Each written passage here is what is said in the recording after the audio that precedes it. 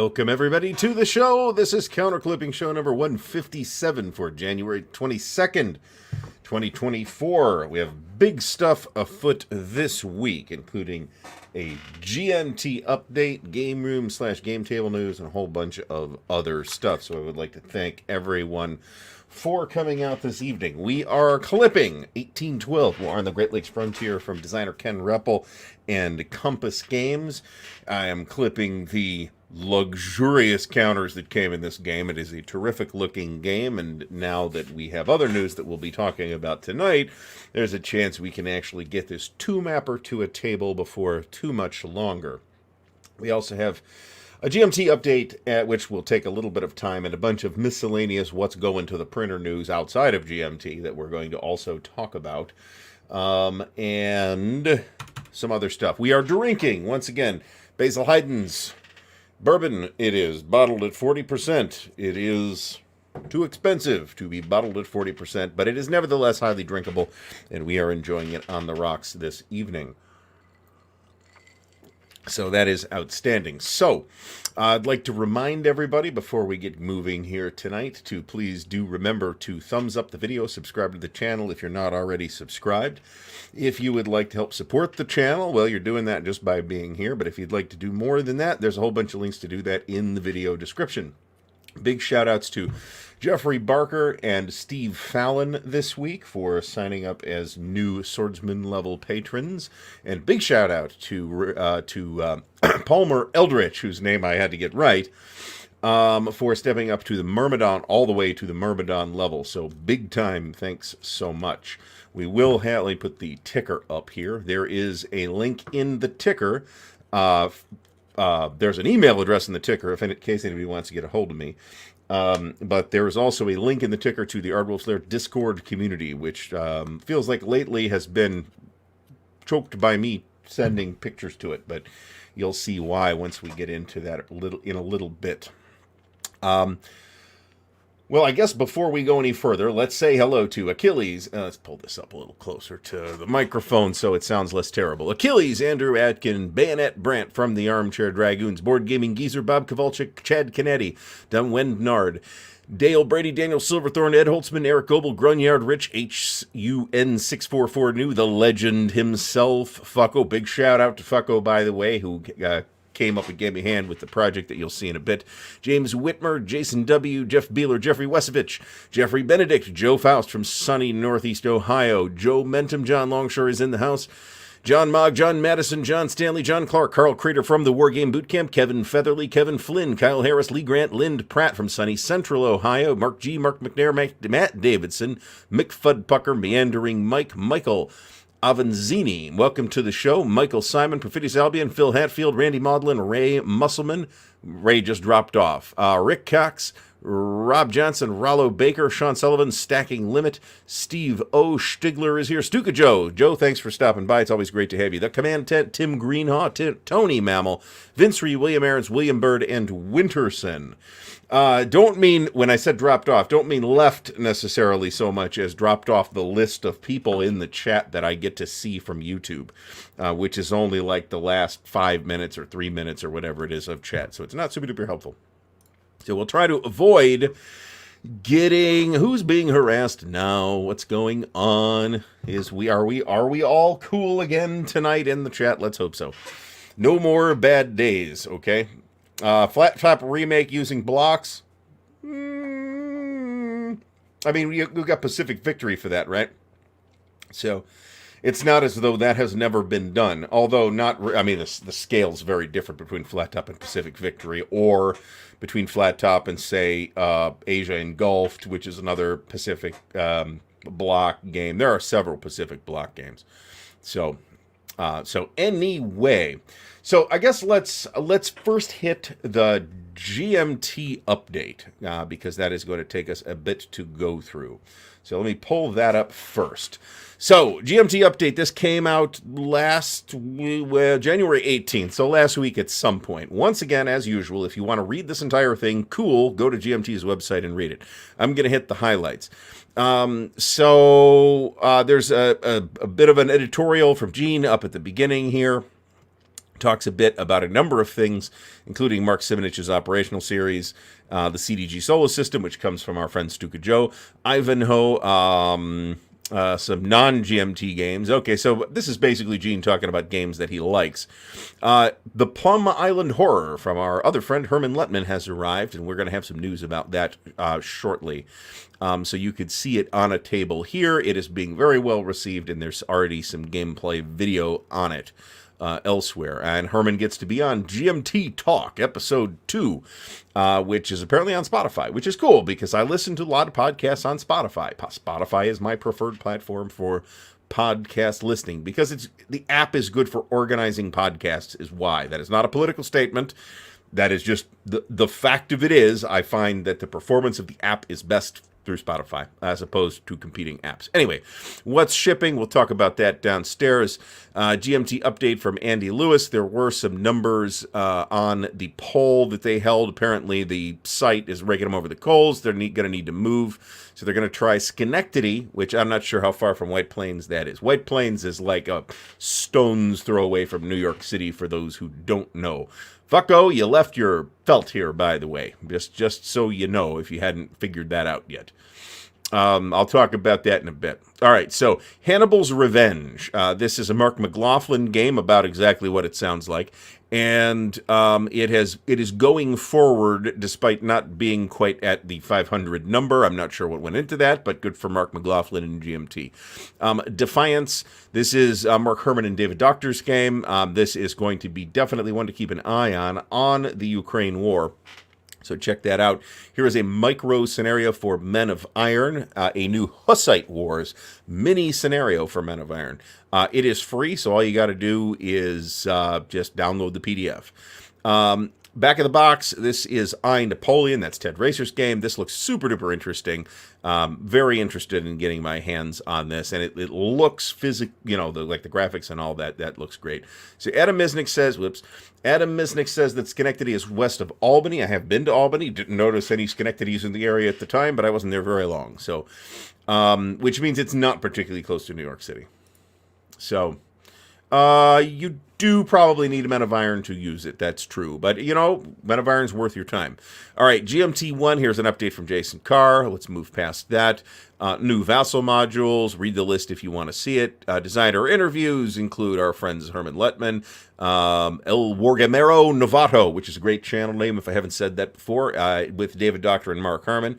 Player's Aid interviewed Jules Felicias, a designer of 1848 Springtime of Nations, and let me apologize to that person for destroying their name just now. Fred Serval interviewed them too. Dan and I got Mark Herman on the show in late December, so there's that. GMT Online, P500 editions. All right, here's where we're getting some interesting things. So we have two just reprints, all right? We have a reprint of Herman's at any cost, Metz 1870. This is a very well-regarded game. Did they? Yes, they did, Stigler. Yes, they did. I hope they caught that before it goes to press. Let me put it that way, because otherwise I'm gonna have to get Ted back on the show just to get him to rant about it. So I hope they caught that too. Anyway, at any cost, Metz, very well-regarded game, Franco-Prussian War, Herman Lettman design. This is essentially the Blind Swords series. It's just not the Civil War part of Blind Swords. So this will be one to keep an eye on. If you don't have this already, it goes for a premium on the secondary market. The British Way, this is a recent coin release that sold out extremely quickly. This will be coming back in a second printing as well. And I may even pick it up in a second printing. Who knows? I probably should have done so before, because it actually does look pretty good. James Whitmer. So I would be stunned.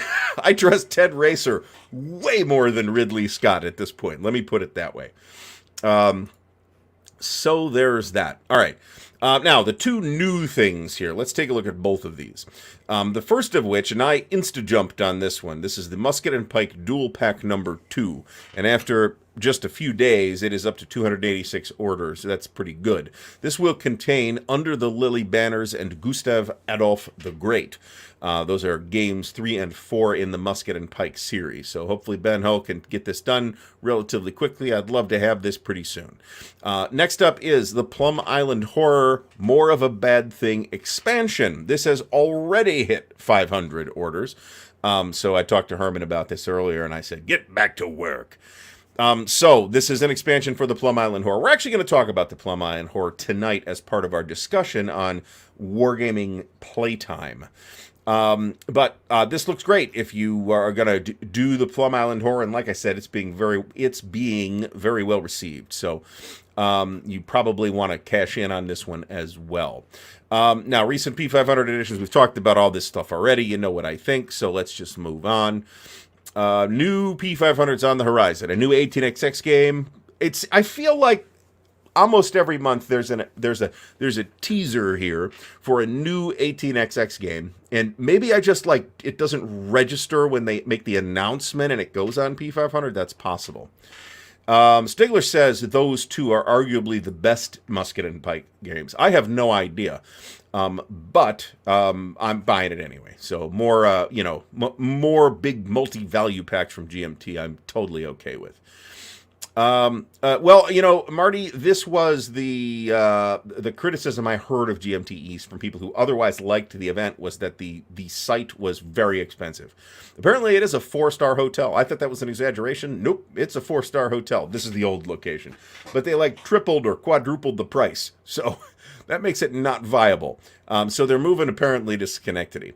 All right, so also teased a 194X expansion from Mark Simonich. So I'm a little unclear as to what they are teasing here. It could be any number of things. It could be the Gustav Line game, but I don't think that's an expansion. I think that's going to be a standalone game. It could be the long-rumored Cobra expansion for Normandy 44, which I would be 100% all over, should that be the case. And apparently there's another expansion for Labyrinth, and a new space strategy game from a well-known designer. I'm not sure what that is. Expansion for Labyrinth. Labyrinth is great. People should play Labyrinth. All right. They could have moved it to right into the middle of the Sargasso Sea or Bermuda Triangle would be a much cheaper location. All right. I don't know. Schenectady. The only reason I know how to pronounce Schenectady is because Bugs Bunny said Schenectady from time to time. So, anyway. All right. Spring weekend at the warehouse. A bunch of event things here. We have more stuff from the Wargaming Chronicle. In this case, for Atlantic Chase, The British Way, Great Battles of Julius Caesar, and People Power. So, bunch of good stuff coming from the Board Games Chronicle. Not there yet. P500 items. I'm a bit. Some of this stuff's not really going to have any problems, right? Like Defiance, the Mark Herman and David Doctor game. We're going to be okay there. Zizka, I'm a little shocked that hasn't made its number yet, and as part of the very highly regarded and very hot Levian campaign series. So I'm a little surprised by that. Wings for the Baron, that's only been on here like a month, so some of this stuff hasn't been on here very long. All right. Let's move down to the charging and shipping update. Okay, so charged January 11th, shipping prep in progress now. That's of Remember last week. CNC Medieval second printing, Napoleonics Expansion 6, Epic Napoleonics second printing, Panzer North Africa, and Vijaya Nagara. I am interested in Vijaya Nagara. I didn't order it just because I can't order friggin' everything, man. But that's one that I will probably, assuming it is warmly received, I will probably pick it up on either GMT's sale, or more likely I will lose patience and buy it at full price or close to full price at Origins from Enterprise Games. Either of those things is possible. So the good news for me was I was not on the hook for any of this stuff, which is good because there's like a lot of stuff clustered around right now. So... all right. Greg Grant, this is very plausible. Like I said, there was a rumor about a Cobra expansion, which I certainly could see a desire for. So if they want to do, whatever, I'd be delighted to take an expansion for Normandy 44. That's a terrific game. And Jeff Beeler mentions Gothic Line for Slayer 43, but I think that's a standalone. I don't think that's an expansion. Now, does that mean that everybody's on the same page with that as far as teasing it? I'm not sure, so who knows. Winterson says, for folks who understand French, there is a very nice teaching playthrough of I, Napoleon from his fellow French-Canadian playtester for GMT. There you go. Where is that?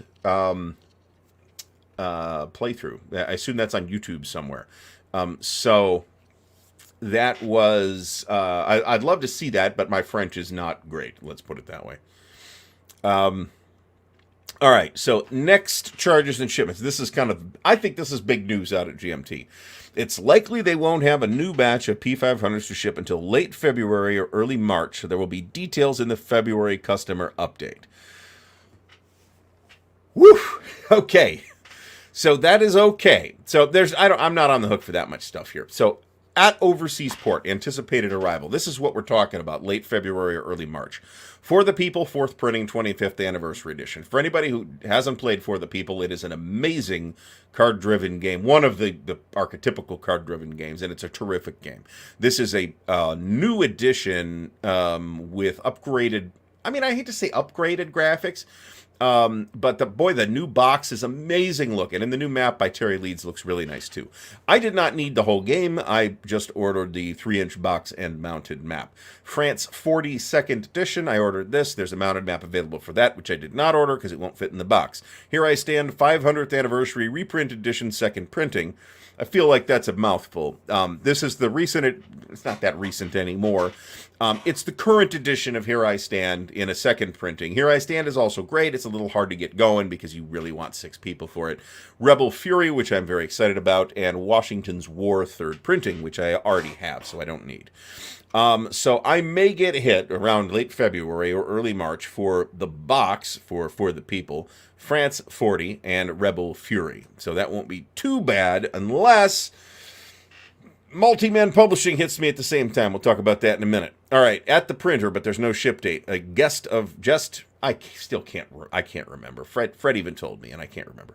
Whatever this is of Robin Hood, Bayonets and Tomahawk 2nd printing, the Clash of Sovereigns / Clash of Monarchs, double-sided mounted map, and update kit. At the printer, but no ship date yet. Going to the printer late this month, Virgin Queen and I, Napoleon. Let's hope they caught that misspelling of Ted's name. We here tonight were not the only people to notice that. Let me put it that way. So if I have not said hello to John C. from the sunny Philippines, then I apologize, but his name did not come up in the roll call at the beginning of the show. That's YouTube's fault, not John's fault, for clarity. All right, in final art and proofing, here's a bunch of stuff. I'm only going to mention the stuff that has changed, the only one of which is Hannibal's Revenge, which we already talked about. All right, here's a bunch of online content creators. All this stuff is good stuff, so you should go check it out. Here is let me zoom out now so that I can show you the entire cover for Space Empire's All Good Things. I think it's a good cover. I signed up for this like right away, and I am happy to buy more. And this will be the last Space Empire's expansion, by the way. Here's the cover for Red Dust Rebellion, which I think looks okay. I'm not 100% on liking the idea of the cover in kind of the third quarter of the title in the kind of the third quarter of the cover. I'm not 100% sure that I like that. Nevertheless, there's nothing wrong with this cover at all, and I'm excited about the game. Here's Congress of Vienna. This is an interesting cover right here, somewhat unexpected looking, but I'm very interested in the game, and I think the cover looks nice. And graphics by Terry Leeds, so, all that's going to look good. Here's some sample ship / treasure cards for Zheng He. This is, I know that I'm not pronouncing that correctly. That's David Thompson's game. David Thompson and a co-designer. I apologize, Mr. or Ms. co-designer, whose name I do not remember. But David Thompson is the other person. And here's some card samples for that and Congress of Vienna. This all looks nice. Here's the counters for Congress of Vienna. Pre-routed counters. Let's hope they don't have dog ears on them anyway. Map for Red Dust Rebellion. I hadn't seen this before. I'm not sure I'm feeling particularly warmly about that map, actually, to be completely honest. Fields of Fire Deluxe Edition, a bunch of stuff here. What else do we got? Stuff we've seen already before. Here's a video on Downfall, John Butterfield and Chad Jensen's design.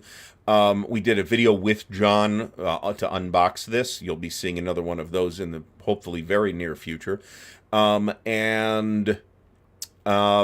I think this game is going to end up being one of those convention staples.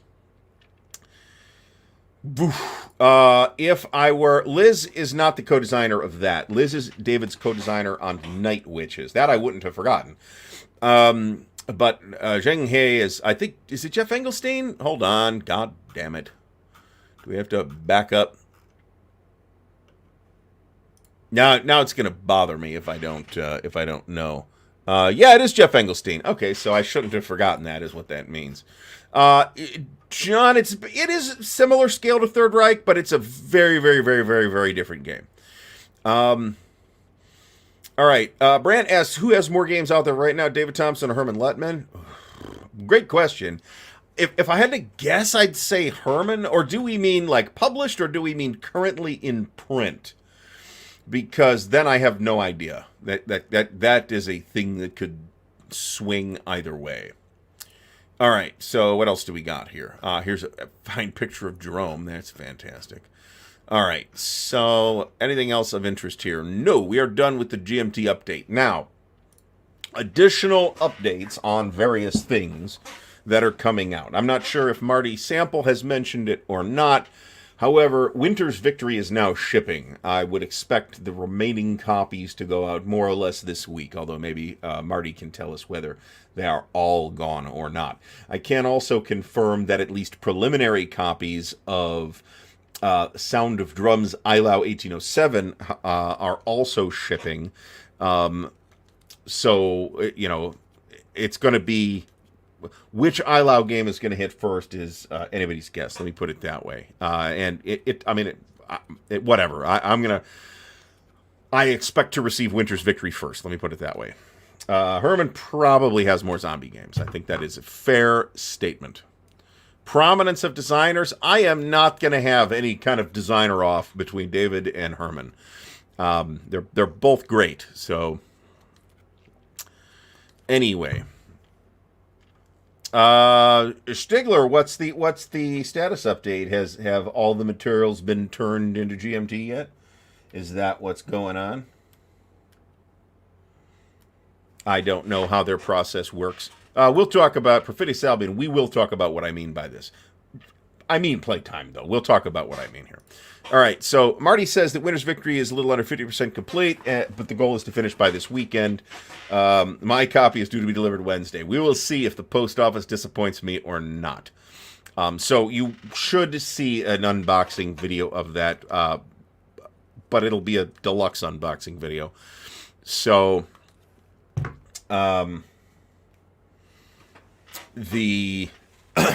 and I don't know that will be. I can tell you when that's going to happen yet, but the game should show up on Wednesday. So let's hope.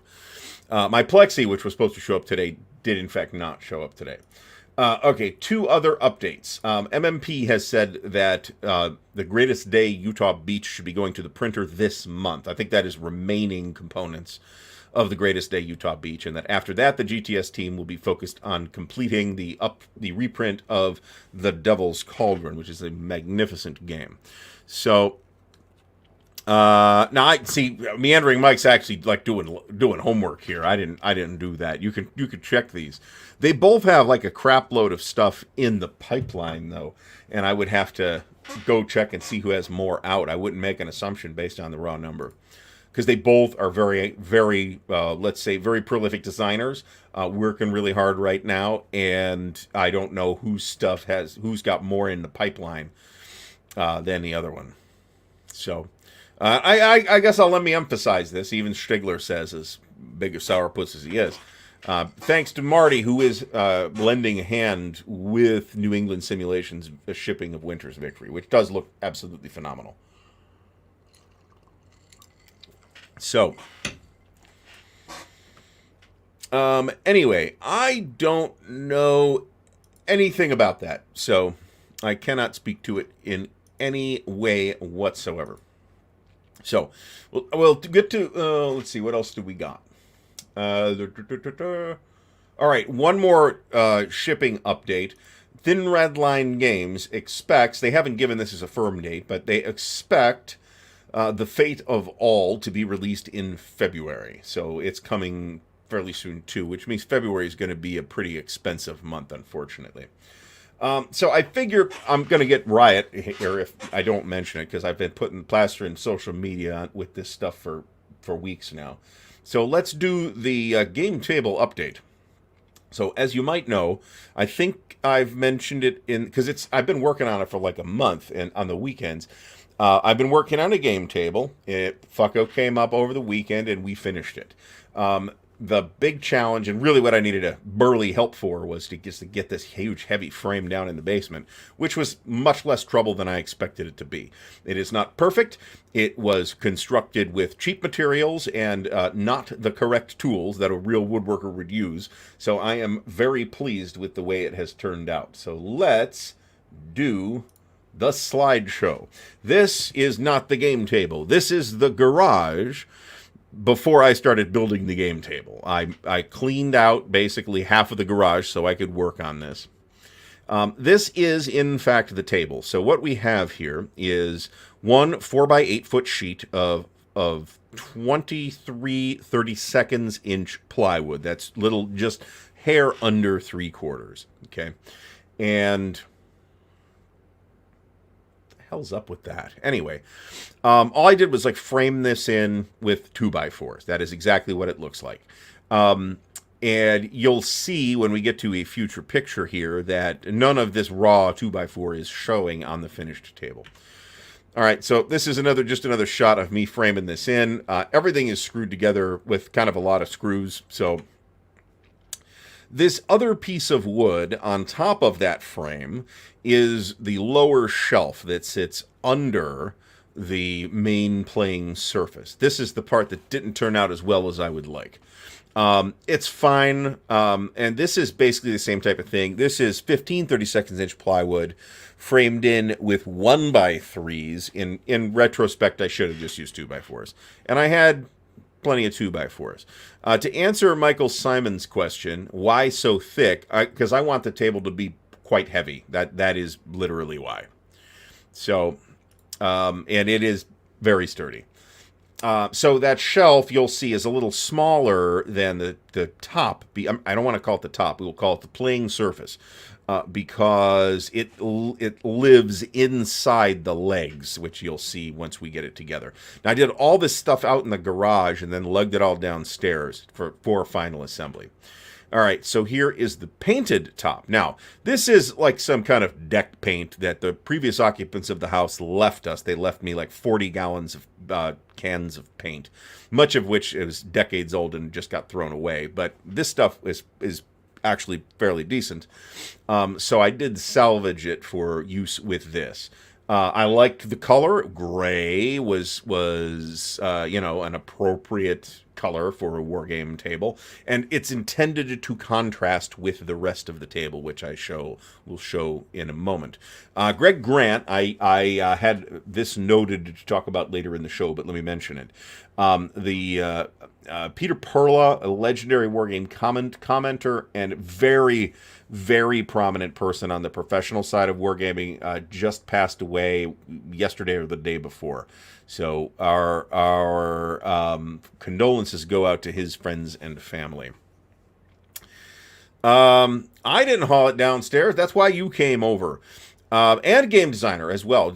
Also, I shouldn't say professional. Well, I should say professional, but Peter Perla designed a bunch of hobby war games as well. So there's that as well.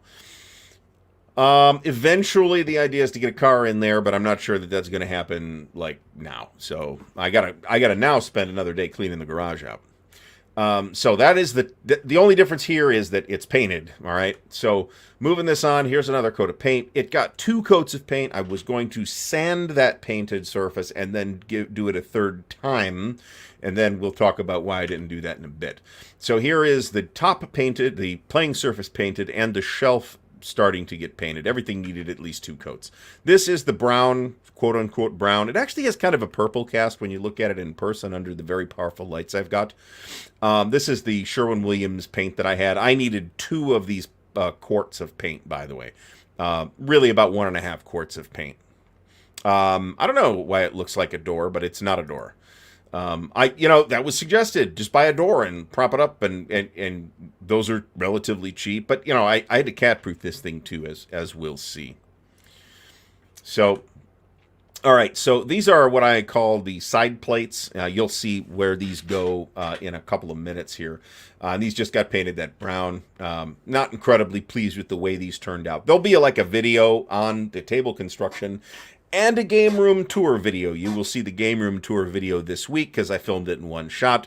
The table construction video you might not see until next week because that's like 50 different clips that I got to edit together. All right, here's the pre-game room, the pre-table game room with this table filled with junk, including some actual dirty laundry. You'll notice. We're back to the garage again. Where the hell are the new pictures? What the fuck?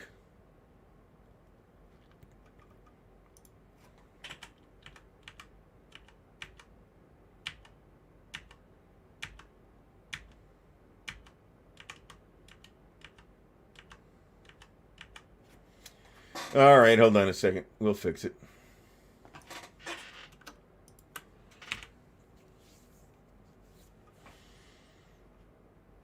Something has gone awry. We are having a technical snafu.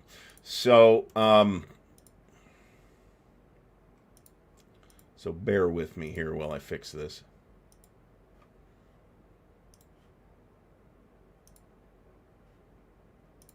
There we go. Okay. So, yeah, so the hex tiles are, I got them from Amazon. They are just hexagonal acoustic tiles. There was an idea that I was going to try and replicate an actual hex map, but that turned into not a doable thing. So, and the half of them fell off anyway. And right now they look artfully scattered. No, most of them just fell off. All right, so here is the assembled table.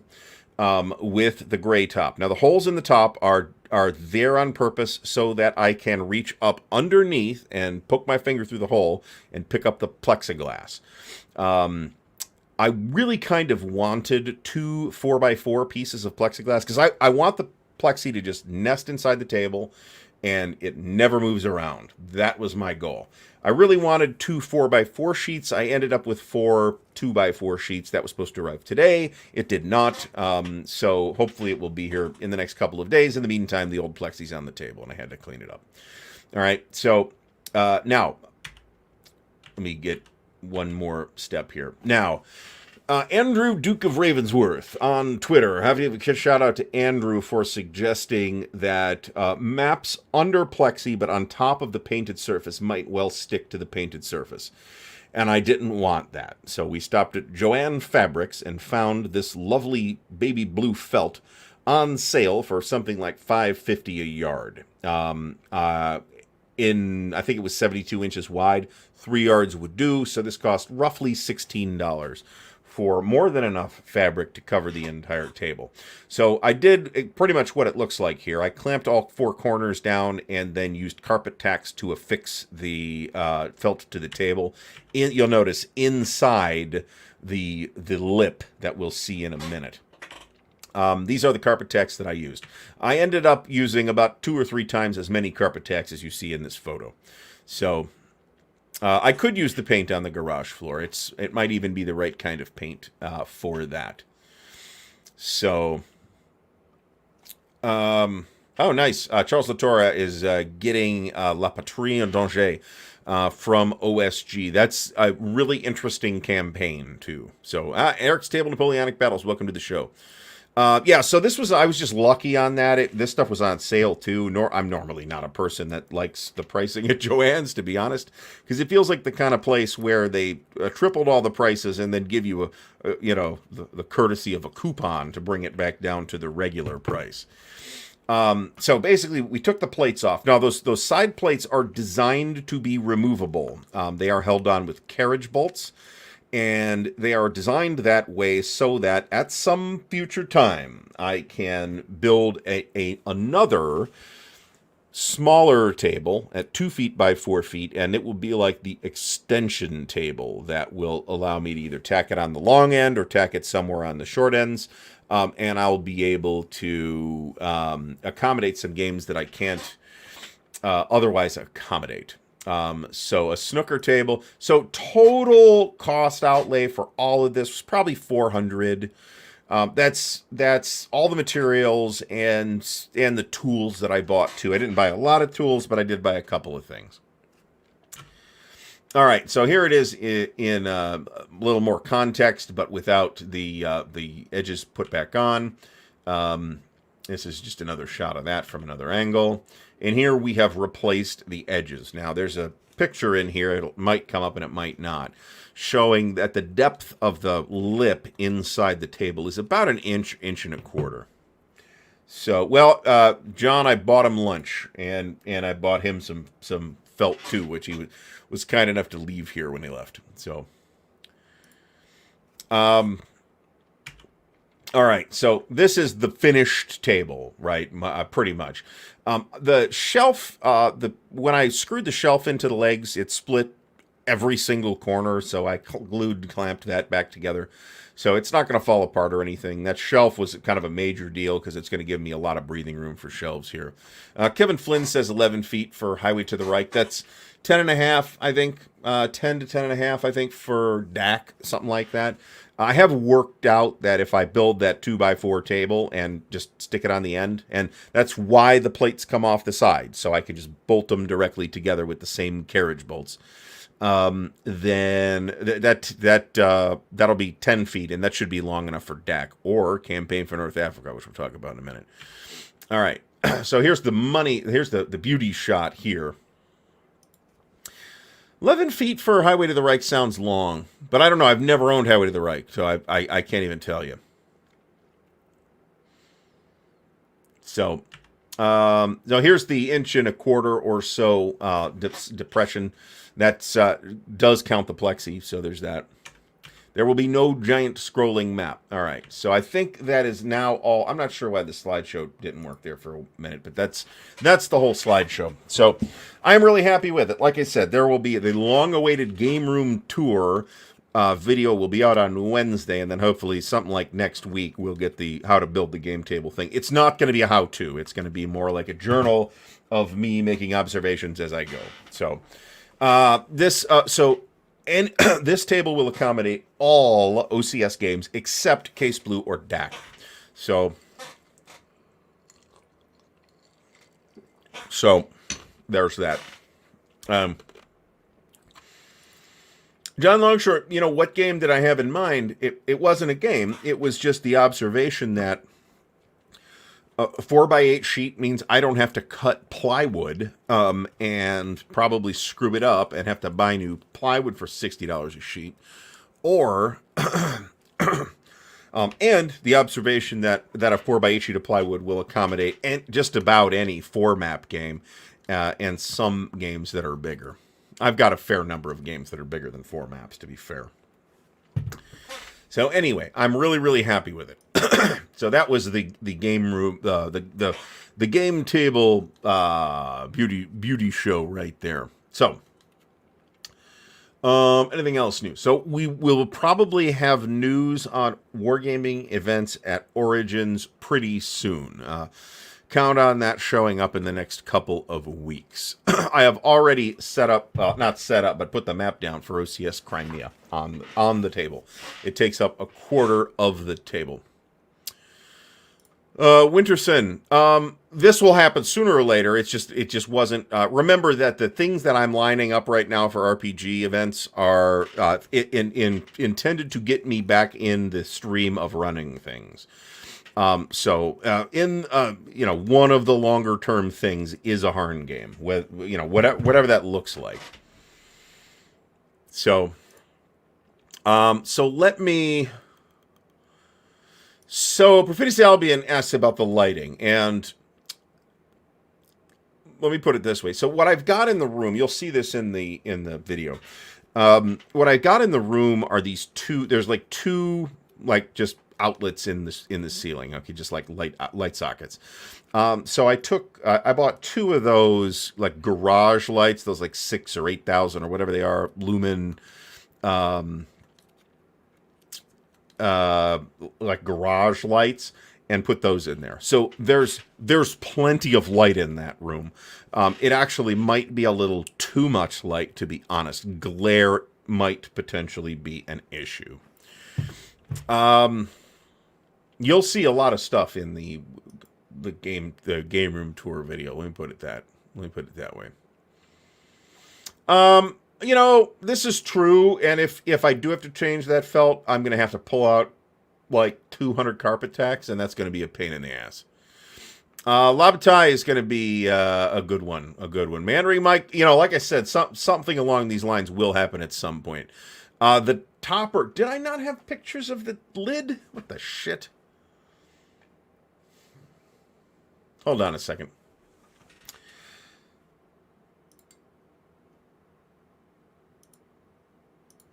I'm going to pull up the last couple of pictures. For some reason, the slideshow doesn't seem to want to actually behave, and I'm not sure why. So with the topper, this is what it looks like. That's a 2-piece topper. It's, again, consider the limitations of somebody with basically no woodworking skills that never even took so much as a shop class, and without any kind of fancy tools. I did all this with just a hand,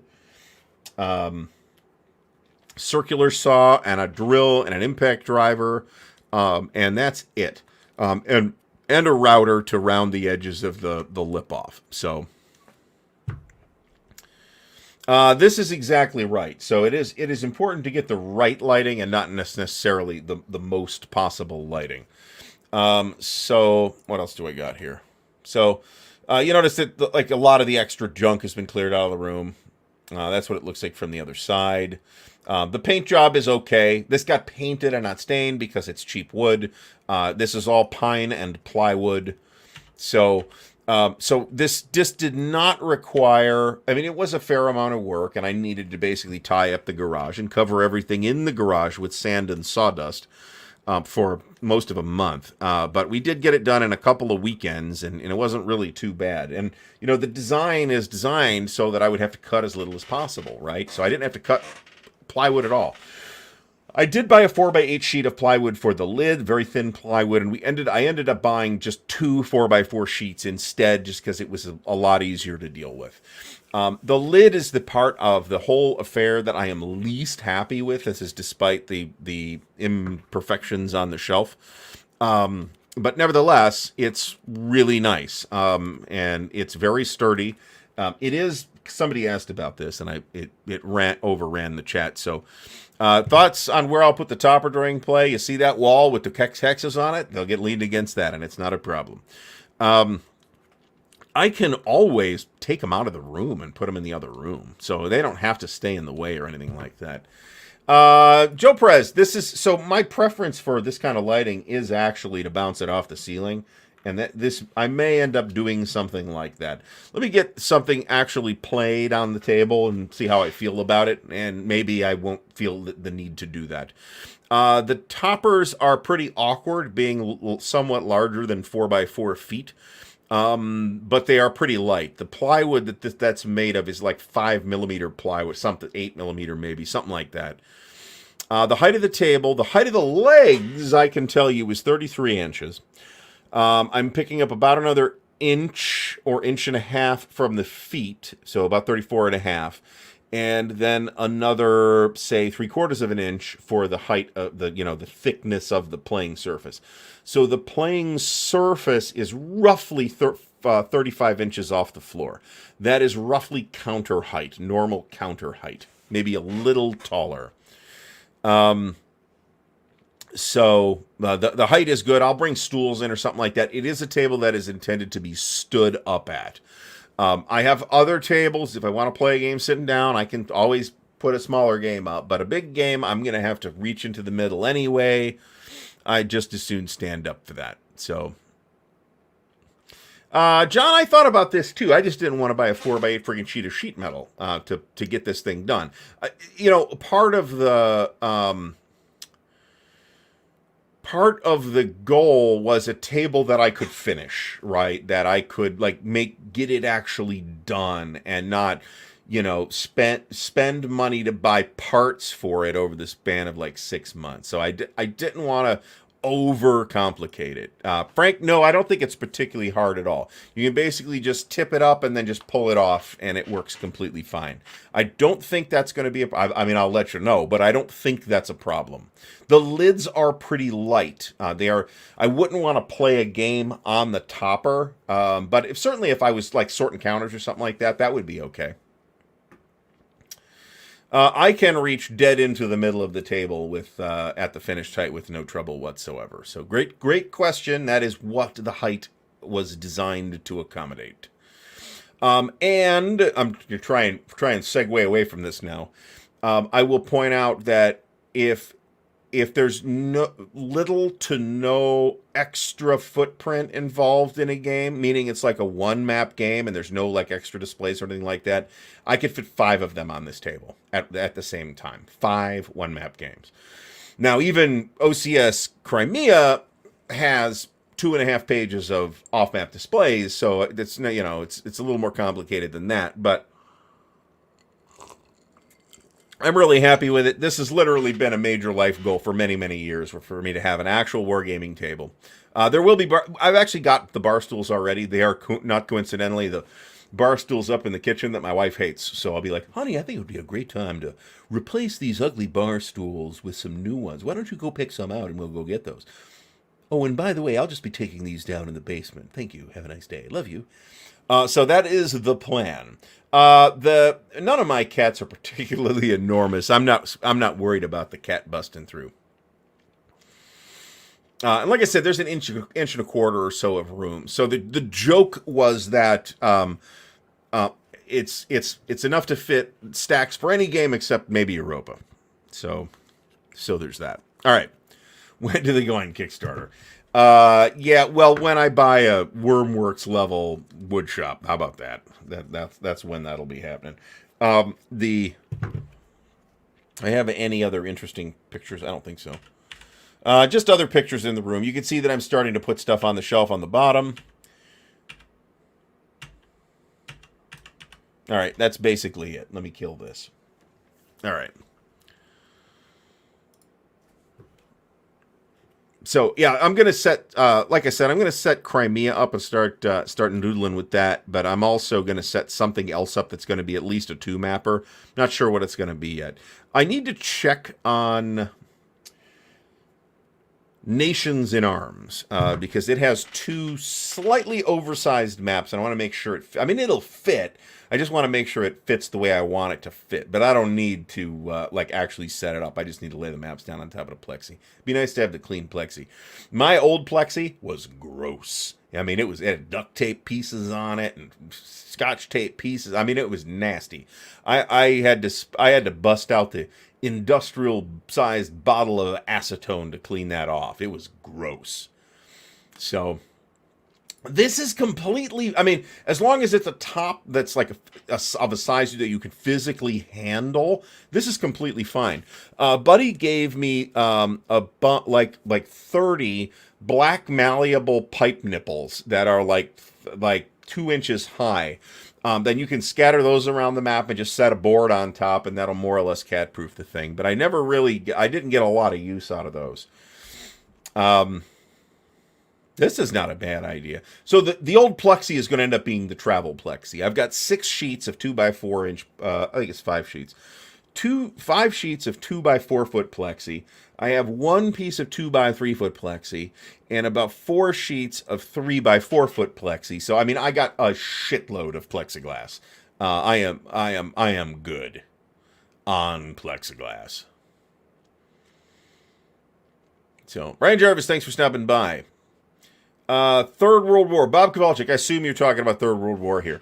So no. So without Persian Gulf, yes, I can absolutely get that on this table. With Persian Gulf, no, I cannot. But for Persian Gulf, like massively extends the rest. I could put Persian Gulf by itself on here, or the other 3 together on here. But not everything and Persian Gulf. This is not big enough, and nor is the room big enough to accommodate such a table. Same deal with Case Blue. There's no real way to put that on a single table without custom building a table to accommodate it, and then you got to worry about reaching the middle of it, and then it's not going to fit in this room. So case blue was out. Now, remember that Case Blue is actually 2 games in 1. It is Case Blue and Enemy at the Gates 2. So you could put either of those 2 games individually on this table. So Brant, thanks very much. War Room. Somebody asked, well, is this big enough to handle War Room? And apparently it is. Somebody else showed me a picture of War Room on a 4x8 table. Joe Perez, tables at New York City Metro Wargamers at 1/8 inch notches cut into the inside of the top of the table. So you can still see the plexi 1/4 inch wider than the play surface cover. So this would totally work, but big plexi is expensive, so I'm not going to deal with that. So my wife says I should have saved up and bought a fancy game table from one of the fancy game table companies, and I'm like, well, cool, but I'd like to actually play a game at some point. And me saving up for the next 5 years to buy a $3,000 fancy furniture grade table sounds like a great idea. But if I'm gonna do that, then I'll put it in the friggin' living room. So rather than hiding it in the basement, this is in the basement right now. That's a factor too. If I was, if this was gonna have to double as a dining room table, then this is not the appropriate furniture grade here. But going in the basement, I think this looks really nice. Now I got to fool with the rugs a little bit and maybe make some adjustments in the room, but otherwise we are good to go. All right, so moving on. So I want to let's introduce tonight's topic, which is Wargames footprint time, or playtime. So I've made the point in the past a couple of times that there's like 3 different dimensions when we say what's the footprint of a given war game. We might mean all 3, but we might mean the physical footprint. How much space does it take up to set up? 1812 is a 2-mapper, by the way. There is a 1-map scenario. It's like a 1 1/3 map scenario. But there's a little 1/3 map to use it with. So you can do 1812 in a slightly smaller footprint. So like I said, all right, there we go. We got rid of that. So Wargame footprint, right? We have the physical footprint. How much space does it take up? We also have the temporal footprint. How much time does it take to play? And that's what we're going to talk about tonight. We also have a 3rd dimension of how big the Wargame's footprint is, which is how many brain cells will it burn out to learn and play it.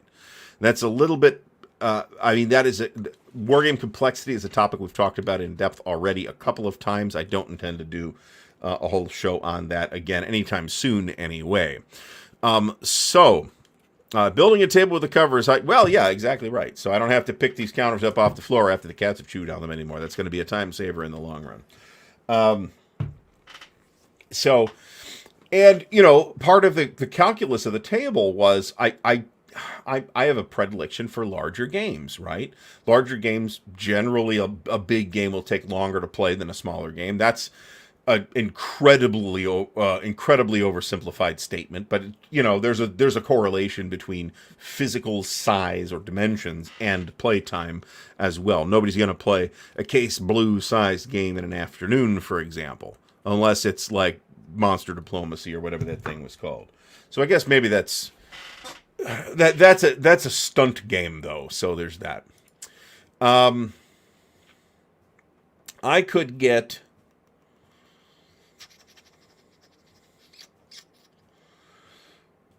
I haven't dry fit Most Fearful Sacrifice to the table yet either. It will fit. That's not going to be a problem. But it's a 2-map game that's about as big as a 4-map game. Let me put it that way. So basically any 4-map game, barring some weird layout, will fit on this table. What are these? Sieges. Okay, so in any case, one thing I will complain about with 1812, and it's a minor complaint, is that some of the markers have different stuff on the backs. So like we have this British siege, and on the back of this one is a U.S. siege, but on the back of this British siege is a random other marker, protected harbor instead. I don't like that. That's an ASL thing. So I'm not going to really talk about vassal monitor, what monitor size to buy for Vassal right now either, to be honest. So tonight, though, I want to talk about playtime specifically and how we react to games that we are aware are going to take a while to play, right? There's plenty of folks who will not play a game that's going to take more than one sitting to play. There's probably folks that won't play a game that takes longer than an hour. I think that's weird, but considering, I mean, I grew up on games that take more than an hour to play. I can show you, John, but I think I will do it even less justice than you looking up the counters on BGG and looking at the pictures there. But they're really nice. And I've done an unboxing video of it as well, so there's that. Sigler has friends around the world because of Vassal. I have no doubt of that, and Vassal is wonderful for that. And I'm not swearing off of Vassal just because I built a game table or anything. Vassal is an enormous tool, and we would be foolish to ignore it. So, at one point, this is probably 10 years ago now, CABS, the Columbus Area Board Game Society, is a quite large and quite well-organized game club in Columbus, okay? And at the time, there was like one regular war game that was happening up there, and then any other wargaming, it would happen. It was kind of like a prearranged thing. So I had prearranged to play Normandy 44 with a buddy up at Cabs, and we were going to get there. And I get there at 10 a.m., start setting it up. He shows up at like 10:30. Winterson has joined the channel as a patron. Thank you, Winterson, very much. So we get this going, and we're playing, and it's like noon, and it had registered with me that there's a pandemic tournament that day, and the youngsters come up all bright-eyed and bushy-tailed. They come up to us and say, "Hey, so we got the and they were cool about it. That is not the story. So we got the pandemic tournament happening in like a couple hours, and we just want to make sure you guys are going to be done." Because we'd like this table spot. You guys are going to be done by then, right? And we looked at him, and we looked at each other and looked at our watches and said, we've been playing for what, about 3 hours so far? We looked at the guy and said, yeah, we're probably going to be playing for another 6 or 8 hours. And these two youngsters looked at us like we were friggin' aliens. They had no idea what we had even said. That it did not occur to them that sitting down and playing a 10-hour game of something was a thing that one could even do. And yet, we, the wargamers, thought nothing of it, sitting there and playing it one game the entire day. Now, obviously, let's get... I'm not sure I've ever been to Brooklyn. I've been to the Bronx and Queens and Manhattan. I'm not sure I've ever been to Brooklyn, so I can't speak to Brooklyn. I think this isn't... I'm not sure what that noise was. I think Stigler is making an oversimplification. I mean, this is a personal judgment, and in that sense, it's totally fair. But as a qualitative statement, I think this is an oversimplification. But at the same time, I also like more in-depth, which often tend to be larger and more complicated games. Sometimes the complexity is in the size, right? War in Europe is a great example of a game that's really not particular. I mean, you look at the rule books and it's like a decent number of pages, but it's not really very complicated for as big a game as it looks like it is. It plays quite cleanly. So,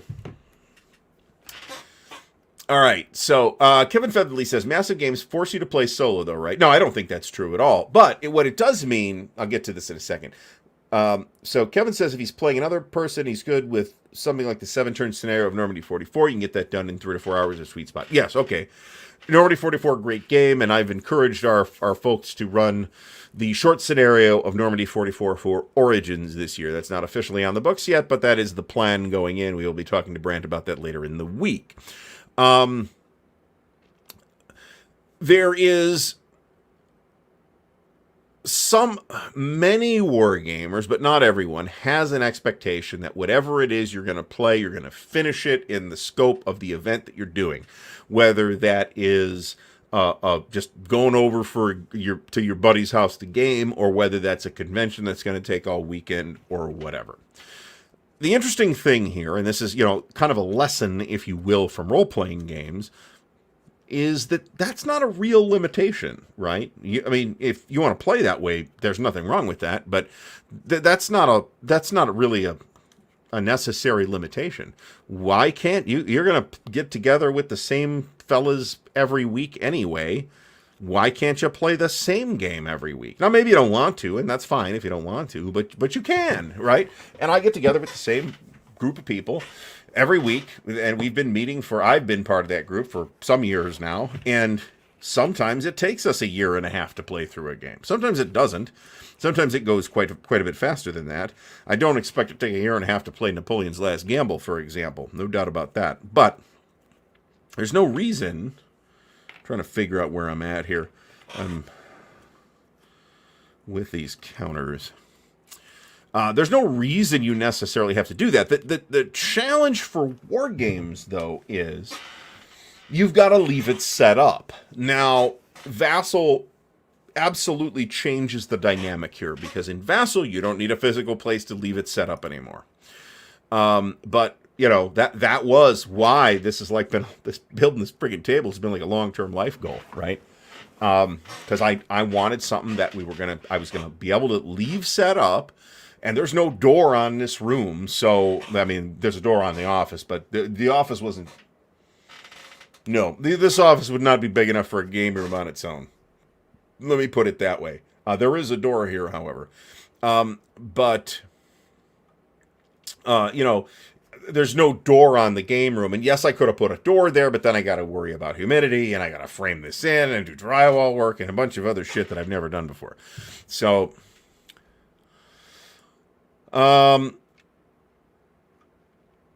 there's nothing wrong. I know Stigler will disagree with this, but there's nothing wrong with playing solo either. There are reasons to choose playing solitaire.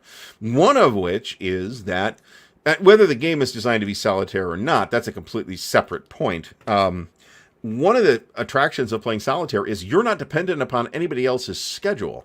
I can, wake up at 3. I can't sleep. God damn it. It's 2:30 in the morning. Wake up and come down here and play a turn of OCS if I want. I have the freedom to do that if I'm playing solitaire. Now, will I do that? I might not. I might not take advantage of that liberty. But you're still not dependent upon anybody else.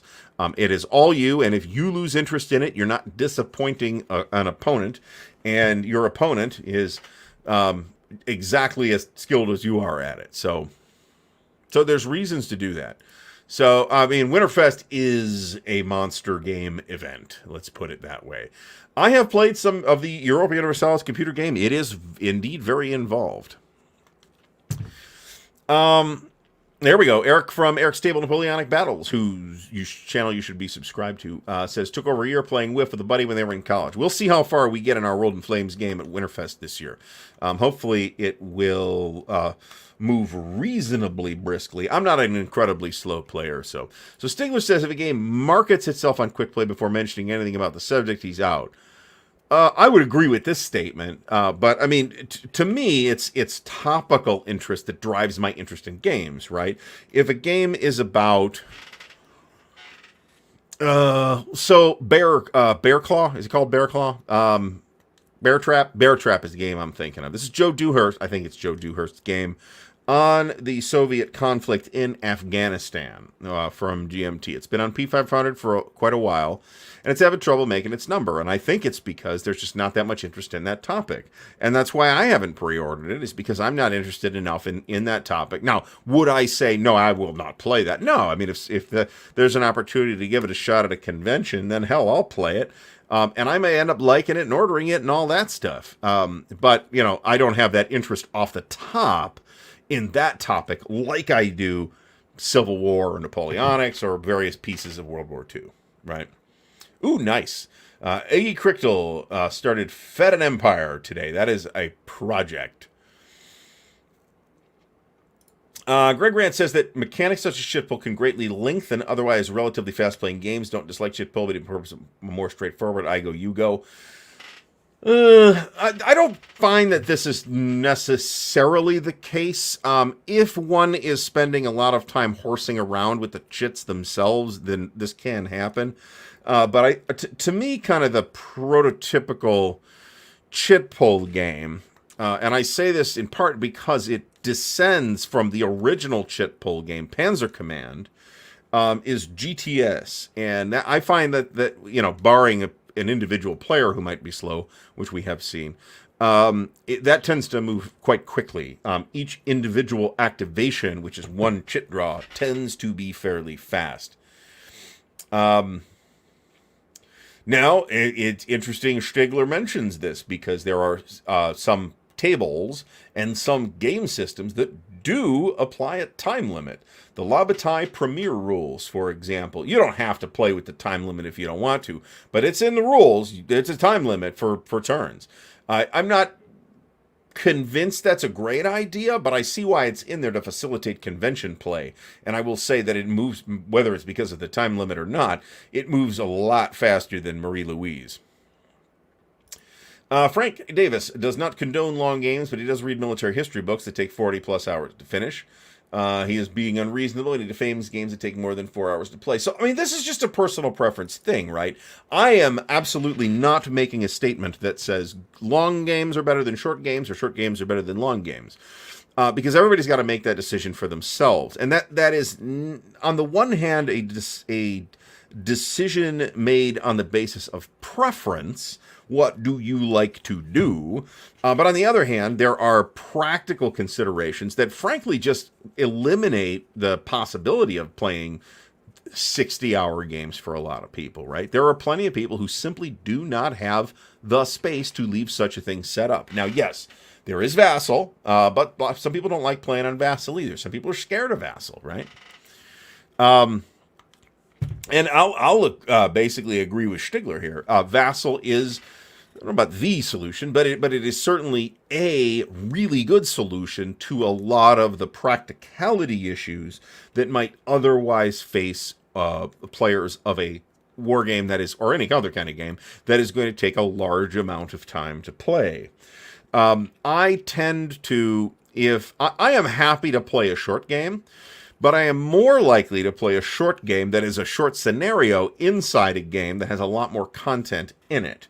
So, for example, we have one of my favorite series, Great Campaigns of the American Civil War, every volume of which has a large number of scenarios. There will be very short scenarios, that'll be a turn or two. There will be medium-length scenarios, that'll be 5, 6, 8 turns, whatever. There'll be long scenarios, that'll be 15, 20, 25 turns.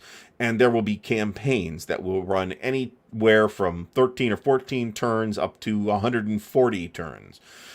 So you can basically scale your experience to the extent that you wish to do so, right? You are going to be able to get a great experience out of that box, regardless of whether you decide you are going to play a short scenario that you're going to be able to finish in a couple hours, or a big long campaign that it's going to take you months to do. There are also people, it's not just the practicality issue. There are also folks that just, they'd rather, if I'm going to spend, I don't want to put this in my own mouth because I don't feel this way, but there are people who say to themselves, if I'm going to spend 60 hours playing games, I would rather spend 3 hours playing 20 different games than 60 hours playing one huge long game. There are people that make that decision. I don't feel that way, but I don't think there's anything wrong with saying that. There's I think a reasonable I think a desire to try and experience a lot of different games is completely reasonable. Mo from Mo's Game Table is here. Mo, thanks for stopping by. All right, it is 9:08, so we are about the midway through the show. So I would just like to give a big shout out and thanks to the official sponsor of the Counter Clipping Show, Noble Knight Games. Let's take it away, Noble Knight. Here at Noble Knight Games, we've been carefully growing the world's largest selection of board games, role-playing games and dice, war games, miniatures and paints, card games, and more. Going on 25 years now. Our rustic castle contains more game and hobby goodness than you can shake a stick at. Complete with careful packaging and the finest customer service the land can provide. You can buy, sell, trade from anywhere in the world, just like nature intended. Noble Knight Games. So once again, big thanks and big shout out to Noble Knight Games, who has as close to everything as one is likely to find. So with the assistance of our proud sponsors at Noble Knight, we are in the middle, we're not in the middle, we're at the beginning of the campaign for North Africa. And here's how far we are so far. We are, last I did the math, we are at 13% of the store credit that we need to pick up a copy of Campaign for North Africa from Noble Knight at a price I expect it to be listed at. If you would like to help support the channel and you're going to buy games anyway, there is an affiliate link in the video description that will take you to Noble Knight, and then I will get a little bit of kickback in form of store credit on that. And once that builds up to where I could buy a copy of Campaign for North Africa, we will do that. And I will bring you video on Campaign for North Africa, because Matt Colville let us all down. Remember that, folks. So we're at 13% so far. I actually did get a new report from Noble Knight, but I haven't put the numbers together yet. So I'm very happy with the way that has worked out so far. I thought we would be at like 3% after the first couple of weeks, and we were at 13. So I'm very happy with that. So thank you, Noble Knight, and thank you for everyone who has picked up stuff from Noble Knight using the affiliate link. That is much appreciated. A great way to support the channel. All right, so catching up to the chat. Jeff Beeler says, even with Vassal, there are life issues. That's totally true. James Whitmer says he won't buy a game if it cannot also be played solitaire. Well, I mean, the fact is any game can be played solitaire. It's a question of how much of the experience you are losing by playing it solitaire. Something like, say, Victory Games Vietnam, or now I guess we'll call it Nick Karp's Vietnam since there's a new version from GMT. Something like that, you really are losing a lot of the experience by playing it solitaire. And there's no solitaire mechanism in that either. We got everything else is ships here. Okay. There's 2 counter sheets in this game. I'm not going to finish it all too much. So the good news is there is a sub pump redundancy. Yes, no, I'm all over this shit. If there's a power outage, I'm sitting down here with a flashlight, peering into the sump pump to make sure it's not overflowing. So now that's totally a good advice. All right. So, all right. Mo says there's nothing wrong with playing solo. It's the preferred way for many to play. Well, again, you know, there isn't anything wrong with this. I don't think it's sad. I think it's a decision. It's a decision that somebody makes that says, I'd rather not play games solitaire, or other people will make the opposite decision and say, I'd rather play games solitaire because I'm not. And, you know, that's based on our own life experiences, too. What happens if you have played a war game with that guy that flaked out on you, man? That's going to be, negatively impact your personal experience. I am fortunate in that it has not impacted my personal experience, right? But there's nothing wrong with playing solitaire. People, you want to play that, do it that way. Cool. And you know, there's time too. People with, I'm fortunate in that, you know, I'm a little older and don't have children, so I'm able to say I can take the time to do this. If I had 3 kids running around, I might not be able to do that, right? Or I might not have been able to do that until this point in my life, which is, I think, part of the reason why we see that the wargame audience skews older, because the bigger games are easier to play if you're like established and the kids are out of the house and all that stuff. So I disagree with you on this, Stigler. I don't think it's sad. I think it's a choice. It's people decide that that's what they're going to do, or, you know, they have reasons for that. It isn't like, there are certainly going to be people who say, I would rather play opposed, but I am playing solitaire because it's either that or I don't play. I would much rather play than, even if it's solitaire, than not play. This is not an analogy I would have thought of, but I actually think it's a pretty good one. A game is yeah. So, I mean, this is true. However, I'm going to make the statement that many of us are doing these kinds of games for different reasons. Okay, some of us are, in fact, doing this hobby for the purposes of playing a competitive game or having a social experience or whatever. And those kind of folks are not going to probably get as much out of a solitaire experience. Other people are doing it to explore the history that the games are about. And that experience can be just as easily be gained solitaire, maybe not just as easily, but can be at least similarly gained solitaire as it can opposed. So, and it is it can be a relaxing activity as well. So as Mo points out. Oh boy, we're now using the word pathetic. Oh dear. There is nothing wrong. Everybody, if we're a free country, Stigler, then I'm free to play solitaire or not. That's part of the charm. This is true. Henry Mike points out that if you're not having a great time, then the game feels too long. That's true whether the game takes 60 hours or 60 minutes, right?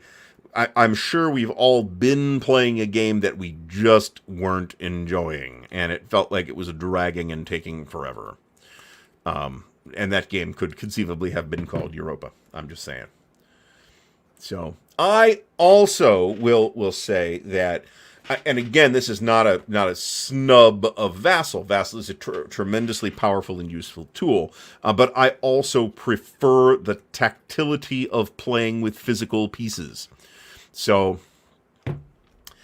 yeah, I mean, I get this complaint, but I mean, if this is a real problem, A, I think you'll get used to it, and B, I think that it's an overstated issue. But if it is a real hang-up that you have, buy a bigger monitor. Buy a big 4K television and put it on your 59-inch 4K TV, and it'll be plenty big enough for you. So, you're wrong. Welcome back to the show. Thanks for coming. Glad you could make it this evening. This is true, but the Tony Mammal, I just showed it. Well, we haven't updated it yet, but we're at 13. Whoops, we're at 13% on the campaign for North Africa. Obviously, I got to move that a little bit, but we'll move it. We will be. I won't be able to update that every week just based on the way they do it, but I will give an update as soon as an update is available. Let me put it that way. I am very pleased with folks who have bought stuff from Noble Knight using the affiliate link. This was I think Matt did this as a joke. This was not like anything that he told people, don't back my Kickstarter for this D&D book if you're really doing it because I'm going to do Campaign for North Africa. I, however, backed his Kickstarter because he was going to do Campaign for North Africa, and he let us all down. So we're gonna step it up, and when we get Campaign for North Africa, we're gonna do some video on Campaign for North Africa. May or may not be gameplay per se. It may be, oh my god, I can't handle this. That is possible. So, Carl Fung, thanks for stopping by. Good to see you here. It will cost zillions. That's the idea of letting the store credit build up so I don't have to pay $1,000 cash out of pocket, which I simply would never be able to do, right? So this way I can let the store credit build up till it's enough and then buy it whenever it becomes available. That was the idea. That was a major motivation in me saying yes in the first place. I remember Play by Mail. I played Play by Mail games for a while in the very late 80s or maybe even early 90s. I wonder to what extent those games are still around. Like the games I played, like Galactic Prisoners, or there was a Hyborian War. Those were other ones that I played by mail at the time. So that's right, Scott Bell. Before I drop dead would be optimal. That might kill me. That's true. Might give me a stroke. I I've got some old games that can take you there. So just kind of keep it next to the Vassal screen and huff out of it periodically. And there are people, and I have to have tremendous sympathy for this, right? With like tremendous time constraints. Man, it's really hard for me to make the time for something new. So kind of something's got to drop off for me to take on something new, or I end up doing what I just did, which is to take 3 or 4 weekends to work on this project. So this is true too. There are. He's pretty open about it, so I think I can use his name. Paul Koenig has pretty serious vision issues, and he finds it very difficult to play games that do not have either quite large physical counters or have vassal modules. So he would rather have a vassal module. So William Aaron says, this is the old canard, says, takes 2 or 3 hours to play a 20-minute turn of a battle, makes the game significantly longer than the actual battle. Maybe. But if we think about, and I appreciate that this is a amusing zinger, and Brant loves to bust this old chestnut out from time to time as well. But if we actually think about what we're trying to say here, we are also saying that if this is a problem, then it is a huge problem with every single tactical game of any kind, which always take longer than the actual battle did to play out. If you play any ASL scenario or any Gettysburg game or whatever. I mean, there are some Gettysburg games that will be faster, but those probably are a lot less tactical.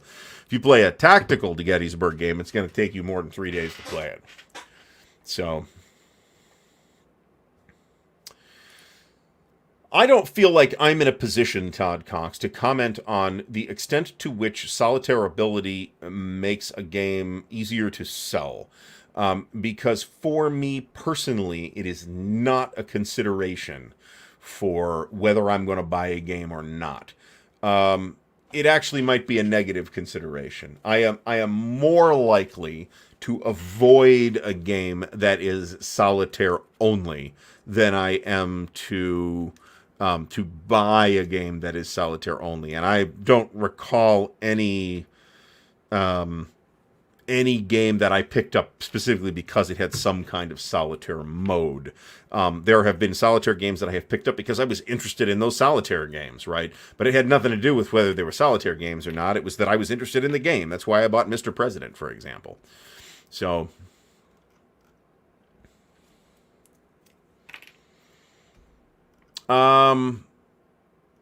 let's all be nice here. I don't think that I think he was trying to be funny, Stigler. And I thought it was pretty funny, so to be fair. Grand Havoc looks good. I mean, that's all it's Blind Swords. I expect it to be good, let me put it that way. So this is this is kind of an additional question to ask or to think about. And this is totally true. If I'm coming back every week, it's not so bad. But let's say, it's the holidays. We gotta miss. It's been a month since we've played. I come back and I have no friggin' idea what I was doing. This is absolutely real. This is why I recommend that everybody at some point, whether they decide they want to continue to do this or not, everybody at some point should have the monster game experience at a convention, where you sit down. Maybe it's not the entire convention. Maybe it's just one day where you play one game all day for 8 or 12 or 14 hours and really immerse yourself into that game. I think that's tremendously liberating, that you can sit and focus on it. I think it's a great experience. Not everybody's going to enjoy that, but I do. So this is not to say that I don't like or play games that don't take 1 million hours to play either, right? This is completely true. Not everybody. We've already covered this, possibly before Mo said it, possibly not.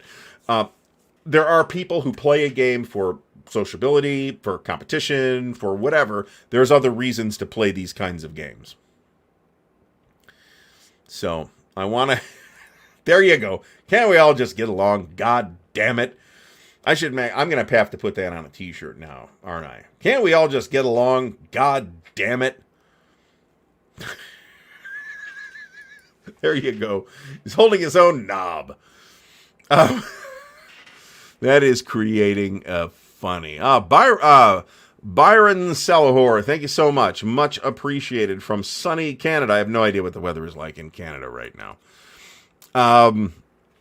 I find that the so TTS Tabletop Simulator, I don't know that it's a gimmick. I just don't think it works particularly well. I think it's clumsy, and for certain game features, it makes them really hard to execute.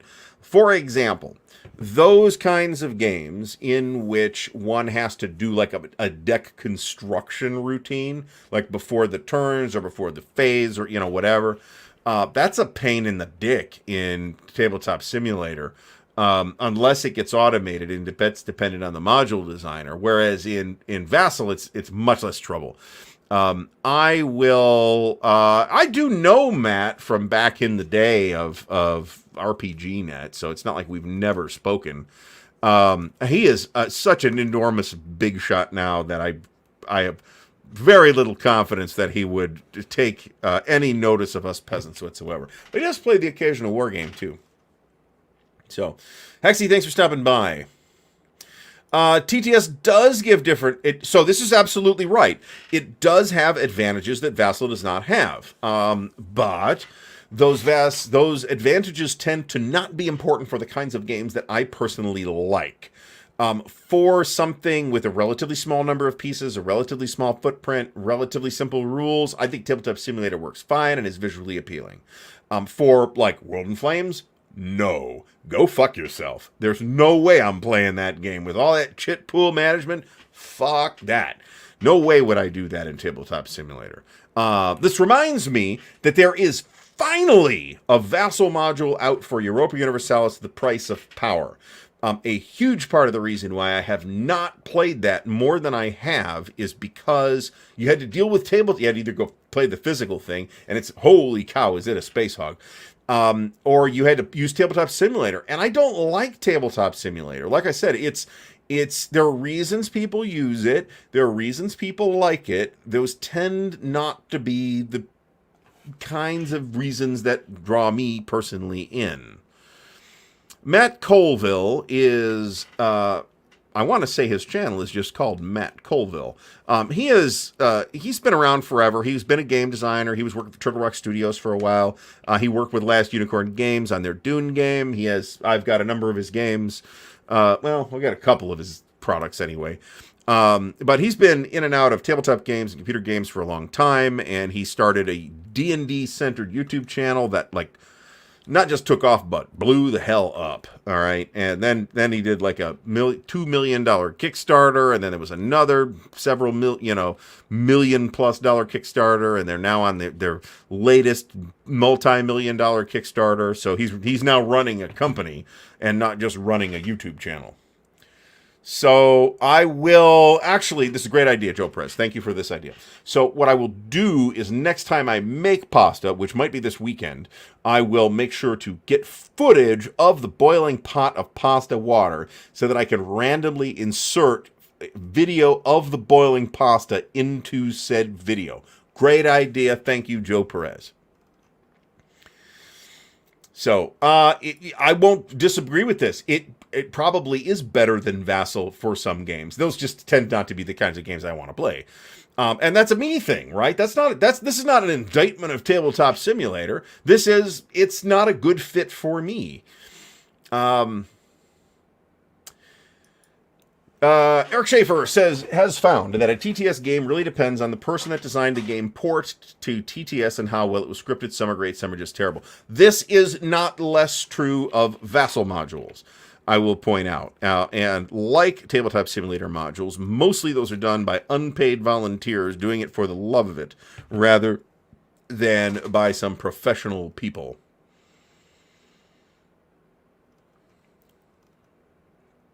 So, yeah, this is true too. Oh, yeah, no kidding. This is even more true of tactical air combat games, where the actual engagement might take, 15, 20 seconds. and the game could be hours long, right? Almost any ASL scenario falls into this category too, right? Where you have, and we're back to, this game took longer to play than the actual historical thing took to happen. Again, it's an amusing thing, but I find it kind of fatuous as a quality as a remark intended to be funny. There's no problem with it. As a remark intended to draw like any serious notice, I don't think it has much to offer. Let me put it that way. All right. This is true too, but I will. So, I mean, most games are in fact I go, you go, right? At some level, they are I go, you go. So let's take a quick look at a couple of games that are often held up as counterexamples from I go, you go, but they are also I go, you go. BCS is I go, you go, and then you go. And then I go again, and then you go.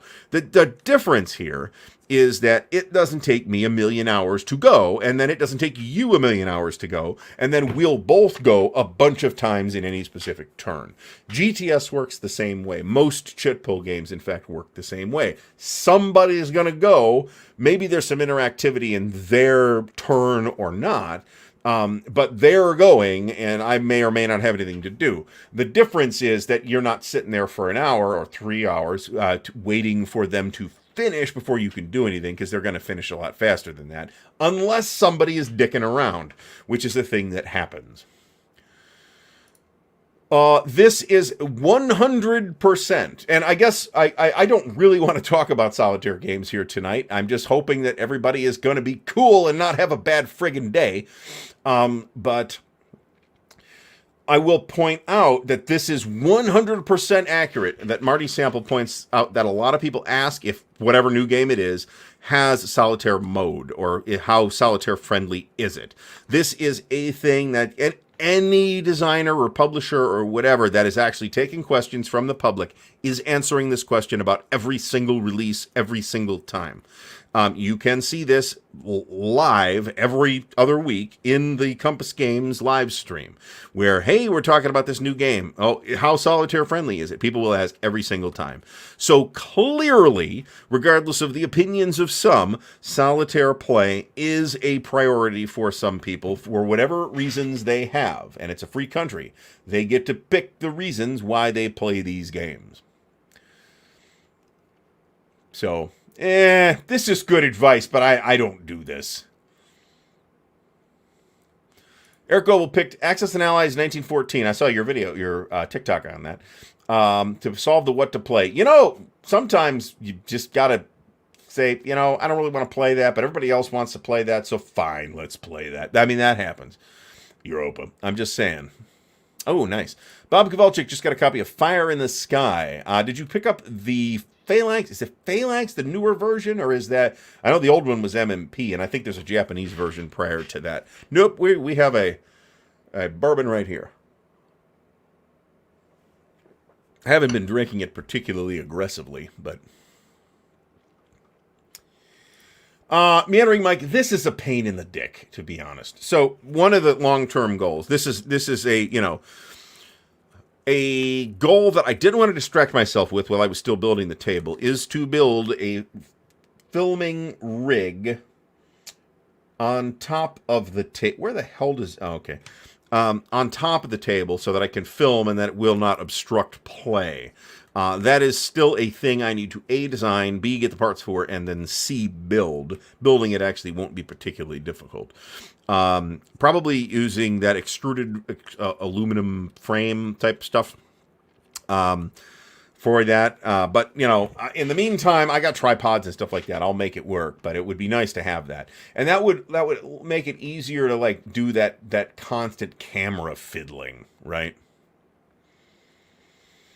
Alistair Logie mentions Rally the Troops and Board Game Arena. So Rally the Troops is basically all light war games. Board Game Arena has a couple of war games. Last I checked, it has been a long time since I've checked. And there's nothing wrong with either of those platforms. Lots of folks speak really highly of Rally the Troops, for example. Joe Press has over extended time. He never has a problem remembering when he had planted a game, as the streaming drool cascading over my fangs can attest to. That's fantastic.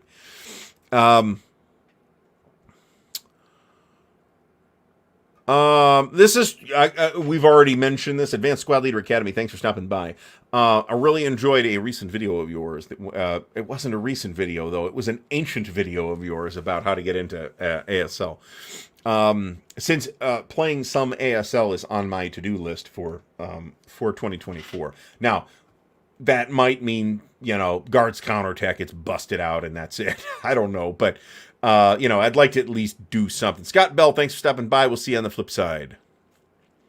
But we are definitely dependent on the quality of the module, right? Some of those vassal modules are literally nothing but the map encounters, and that's it. I am told that it has been finished by some people. I, can't vouch for the accuracy of that information. John Madison asks, if I assume you're asking me, John, would I play it at Winterfest if I actually get it? I am unwilling to answer that question at this time, and here's why. It's a super. I have looked at the rules. It's a super high bookkeeping game, right? You're tracking like individual pilots and individual planes and individual tanks and all that stuff on log sheets. So it's super bookkeeping. I personally like that. That is not an appealing feature for many players. So the question then is, to what extent can all this busy work be automated by Excel or whatever? All right. And I suspect that the answer is substantially. So once I have a better grasp of that, then I will have a better handle on how I can possibly sell other people on playing the game. Certainly Winterfest would be a natural place to do so if we could do that. So I am unwilling to commit to any such idiocy at this time, but I would say that, I wouldn't say absolutely not. I would say maybe. Let me get the thing first and evaluate it and see what I think. I may get it, and my evaluation might end up being, you know what, man, this is just too much. That's plausible. Bob Kowalczyk asked about theater-specific war games. So I have done the Pacific before. Are we talking about Pacific theater-specific war games, or are we talking about theater-specific war games in general? We've also done European theater stuff before. And on the other hand, it's been a while, so maybe. And I certainly wouldn't mind. I've been, due to some bad influences, you know who you are, I have picked up kind of a lot of Pacific games in the last year or so.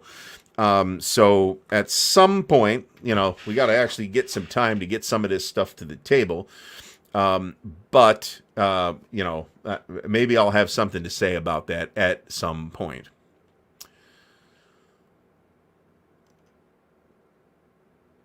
All right. Ed Holtzman, thank you so much. Much appreciated. Much appreciated. I don't agree with this either, though. Again, I'll come back to games with a lot of hidden information. I'm not even necessarily talking about a game like a CDG that has some hidden information. I am happy to play Paths of Glory or Here I Stand. That would suck, Solitaire. But Paths of Glory or For the People, I'm completely comfortable playing those Solitaire. I don't feel like I need a special Solitaire mode for those games. Victory Games Vietnam, on the other hand, is a game in which, or Flat Top is another great example. Games that have that are really based on the fact that so much information is hidden from you. It's not just a thing that happens, that some information is hidden from you. The entire premise of the game is based around the fact that a bunch of stuff is hidden from you. Those games, can they be played solitaire? Yes, they can, but you're going to be losing a great deal.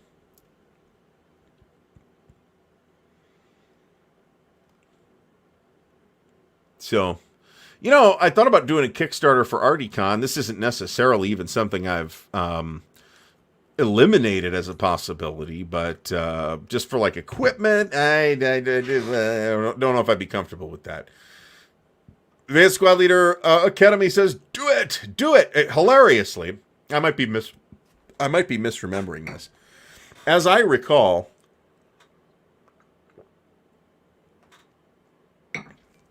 the current edition of Beyond Valor does not have enough Soviet squads to play the combined game of Guards Counterattack and the Tractor Works, as I recall.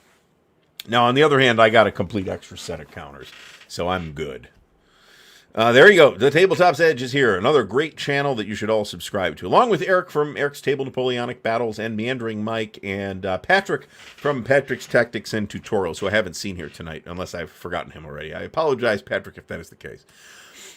Games that require bluffing or feints or stuff like that. These are the kinds of games that are going to suffer from being played solitaire when they're not designed like that. Those guys playing Fed and Empire at Winterfest 5 or 6 years ago or whatever, they were all on laptops, man. That's another one of those things. This would be indeed a fascinating exercise. I agree. Silver Bayonet, that's another good one. I think Silver Bayonet is probably, I mean, from what I've seen, I haven't actually played it. From what I've seen of it, it's probably not a, it wouldn't be my first choice to play at solitaire. Let me put it that way. I think it's probably doable. I mean, again, Victory Games Vietnam is doable solitaire. You're going to lose a lot. Ugh. Nah, we're not ready for this. This is deep end of the squad leader pool.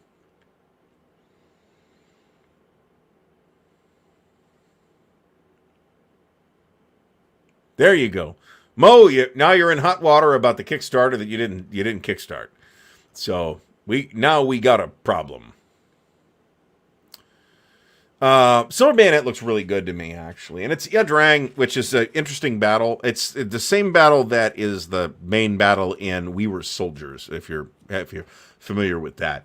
And it's really kind of operational, which is quite a surprise to me. I had it pegged as a tactical game, which I'm not a big tactical player, especially modern tactical. And by modern, I mean in this context, I mean like 20th century forward. Not a big tactical guy. I feel like my interest in that is well supported by ASL. Or not, considering how often I play ASL, I mean, this Michael Avanzini. Thanks for stopping by. Sure, but I mean, again, I think you're losing. Yeah, I think you're losing stuff by playing at solitaire, but not necessarily as much as you would in like a flat top or a Victory Games Vietnam. I feel like this is viable. Wouldn't be my first choice of ways to play Combat Commander, but my first choice of ways to play Combat Commander would be to play ASL. So that's just my opinion of Combat Commander. And, you take that for precisely what it is worth. So Winterson, thanks so much for stopping by and welcome to the Patron Network. So, yeah, but again, this is just cards. I mean, I feel more comfortable just like forgetting the cards that were in the other hand. I don't think that's much of a problem. I mean, this is the way we do it. I'm not going to get into the whole can of worms of why do we call it modern when it's meant for 100 years old. I mean, it is, but this is not our problem to fix. If this is an issue, if you have an issue with periodization in that way, historians aren't really using that level of periodization. It's really just wargamers, and that reflects the war games that actually get released. So if there's an issue with that, then encourage your favorite designers to design more Vietnam or whatever games, and your favorite publishers to design or publish more Vietnam or Korean War or what have you games. Ugh. I think Mo's trying to be funny here. Mo, this isn't funny. because this basically is the Combat Commander experience. And it's the reason I don't particularly like Combat Commander. And I'm not the only person with that opinion. I'm aware that it is a minority opinion, however, and I am okay with that. I am okay holding minority opinions, and I might joke about it, saying, well, I'm okay with as long as I'm right, or whatever. But, I mean, ultimately, what the hell do I care if somebody else is having fun playing Combat Commander? That is not my problem. I am happy to let them do whatever they are having fun doing. If they want to play Pokemon or whatever, go to town. I don't care. Cold War. Bleh. Well, Modern used to include Cold War. Technically true, but I also think basically unimportant. Let's see here. Fishing for some baggies. Since I'll tell you what though, I have these little rubber banded bundles of baggies that used to show up in every GMT game. Do you friggin' know how many of these things I've got? These little bundles of I've got a whole tray in here in this drawer that is just these little bundles of baggies. I mean, when I say modern, I will tend to mean post World War II, but I mean I've got my own biases there, and for me part of that is that I don't care too much. Yes, there are Vietnam games that I have and that I like. There are Korean War games that I have and that I like, but I'm not like super duper into those periods, right? I may want to draw a distinction between the wars of revolutionary France and the wars of Napoleon, for example, because I am super into that period. So I might want to do the categorization, but then I can say, okay, here's the 1,500 games from the last 25 years that have been produced on the Napoleonic Wars, and here's the 4 games that have been produced for the revolutionary period. So, I mean, the periods that we use in war games reflect the periods that publishers publish games about. Much more than to make some statement about historiographical periodization, which is generally speaking not the intention. I guess we'll do it this way. So we've got one of the 2 counter sheets for this clipped. It wasn't clipping when I was off camera, so that's why we didn't make quite as much progress as we would have liked, but it is okay. I would agree with Stigler on this being the slightly arbitrary end of the Cold War. I don't know how arbitrary it is, actually. It is kind of a clean date to end the Cold War. Well, it's a question of when exactly. I mean, clearly the Cold War ends when the Soviet Union ends. But when is that? Is that when the Berlin Wall gets torn down? With the formal dissolution of the Soviet Union? With the anti-Gorbachev coup? It could be any of those. I think you could make a case for saying it's over at any one of those particular times. I've just been informed via the wonders of social media that somebody, and I don't remember who, and I might not mention it if I did, is doing a Rambo role-playing game. And I thought to myself, again, if this is going to make somebody happy, go to town. But I don't see how that is an appealing topic for an RPG in any sense. Or really an RPG, even a war game. I mean, is it just, okay, so is it Rambo just like gunning random state troopers down out in the woods? I mean, is that what this is about? Is that going to be fun? I'm not sure if I think that's fun or weird. So, there you go. There you go. John Longshore, as usual, incisively grasps it.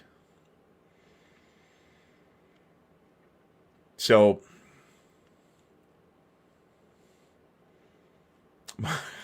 this is true.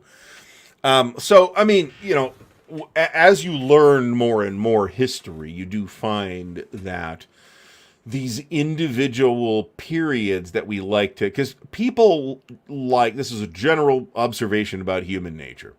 People like to find bins to put things in. They like to apply labels to things, and sometimes the reality is that the differentiation between the things are not as sharp as we thought they were. Right. So, Mr. Dan the Dancing Man, the Sergei Prokofiev of Wargaming. That was a random name that I pulled out of my hat. This is fair. And it was apparently Jim Dunnigan. I don't know if Dunnigan was the impetus behind getting the license, but he was in charge at the time. So if one starts to look at, say, 1864 and 1865, and the nature of those campaigns around Richmond and Petersburg, I think you're going to find that it starts to look increasingly like World War One, and that kind of trench warfare, ascendancy of the defense, is a thing that we just kind of assumed it was a new development in World War One. It really wasn't, right? So there you go. Dan should be very flattered by that, by the way, because he knows who Sergei Prokofiev is, as do, I'm sure, many people in the chat here tonight. We being wargamers and probably better informed than the average member of the public as to the names of Soviet-era composers. So there's that. And yes, Ridley Scott did have landing, sorry, I just needed to breathe for a moment. He did, in fact, have World War II-era landing craft in his fucking Robin Hood movie. And that is a terrible movie. Despite a good cast and good efforts by the cast, it's a terrible movie. So, wow, is it a bad movie? I mean, is it worse? I don't think it's worse than Napoleon. I actually think it's better than Napoleon. Because at least it feels like it is only imbecilically stupid in some places, where Napoleon felt imbecilically stupid in 90+% of its runtime. So, yeah, Cold Harbor, the crater, I mean, exactly the same. In that period, yes, absolutely correct. It's super likely, by the way, that something that will get on the table, the new table, pretty quickly will be great campaigns of the American Civil War. But I mean, I got so many games that I want to play. It's I could set it up and then be like, oh, new shiny, and then wander off, right? I'd love to do a Winter's Victory, man. I'm excited about that. But I mean, realistically, that's going to have to wait. Marty, is that 2 maps or 4 maps if Marty's still here? Winter's Victory, 2 maps or 4 maps? Or if anybody else knows, pipe up. I want to say it's 4, but I didn't check that when I was physically in front of a copy. It just felt like 4. Ooh, that's a good question. Or is Dan more Edvard Grieg? So we can. Oh my God, this is fair. I am going to tell people. Yes, I'm making this up. I'm lying when I tell people this. But when I talk to non-wargamers about how bad Napoleon the movie was, I am going to tell them that the soundtrack was by Nickelback, just to make sure they don't accidentally go see it. So, yeah, I mean, so I always feel like Ridley Scott is highly dependent on the quality of the material that he's given to work from. And he had great material to work from with Blade Runner and with Alien and with Gladiator. And this is, either a book or earlier material or a script or that somebody wrote or whatever. And Ridley Scott has done a fair share of fucking bad movies nowadays. I thought Prometheus was terrible. There's that Robin Hood movie. This is not even the exhaustive list of terrible Ridley Scott movies. Yeah, he's made a lot of really, really great movies. But he's made a decent number of turds, too. So I'm not sure what's up with that. Ridley Scott didn't even jump the shark. He got eaten by the shark. And it's a shark walking around in a Ridley Scott suit right now. So, George Iotis, thanks for stopping by. Good to see you here. Great question. It was actually used in the Civil War, but my understanding is it was mostly used on boats. And that it really was not a weapon used much in the field at all until after the Civil War. And I want to say there is a book about that, and I don't know what that book might be called. So they're making a Gladiator. Oh, yeah. We got Perfidious Albion has mentioned Gladiator 2 currently in production. It's actually just wrapped filming. I am concerned. Let me put it that way.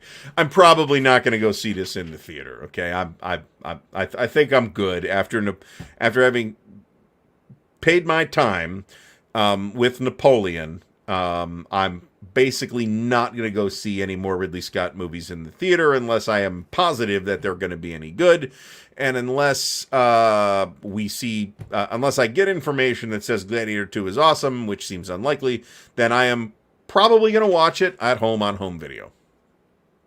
So, yeah, I don't remember this, but I might be mixing this up with one of the Rambo films or Predator, for example. Ugh.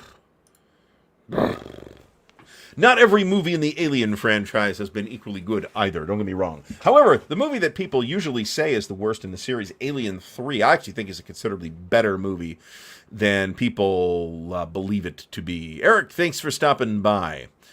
Same deal is true, Matt Van Wielden, with Gladiator. It's trash, but it's immensely entertaining. The Gladiator ceases to be historical as soon as that battle at the beginning of the movie ends. A masterfully done battle, and while it's not necessarily an accurate indication of any particular engagement, it gives a good sense of certainly the Roman portrayal, the Roman point of view of battles of that kind in that general era of the Marcomannic Wars. And it's, the rest of the movie is completely fictional, but it's good. It's well acted. It's well written. The action is good. The directing is good. The effects are good. All of the things are good. Napoleon has very little good in it. It could have been saved by a really remarkable performance out of Joaquin Phoenix, and we did not get that. Meandering Mike mentions The Duelist. Bear in mind that the characters in The Duelists are fictional, right? It's two fictional characters kind of in a historical era. And it looks, it's really good for that. There's nothing wrong with that as an approach to a historical film. Ridley Scott does not have that easier path in a movie like Napoleon, where it's about this historical individual. So I have some sympathy. Sympathy is the wrong word, because he's been an ass about it too. But I mean, the movie would not have been less historical had this occurred. So Rollo Baker, thanks so much, much appreciated. Oof. Now, I've only seen the first Alien vs. Predator, and it wasn't even so much bad as it was totally forgettable.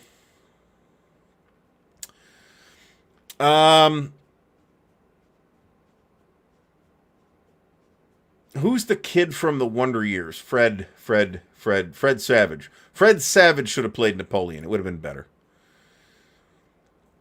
I love Gladiator. It's a great movie. It's got a wonderful soundtrack. I forget who did the soundtrack for Napoleon, but it's not a good soundtrack. And it definitely wasn't Hans Zimmer, who's Ridley Scott's more frequent composing partner, and who's a really good film composer. I love the Dune soundtrack. I love a lot of the Hans Zimmer soundtracks. He did Gladiator.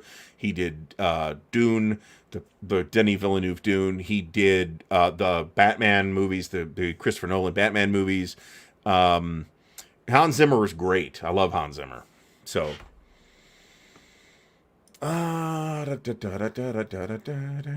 Alien and Aliens are two such different films that I am really reluctant to make direct comparisons.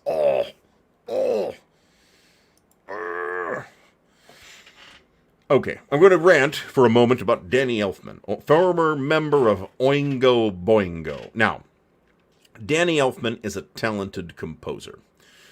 Unless he is paired with Tim Burton, in which case he produces the Circus soundtrack. I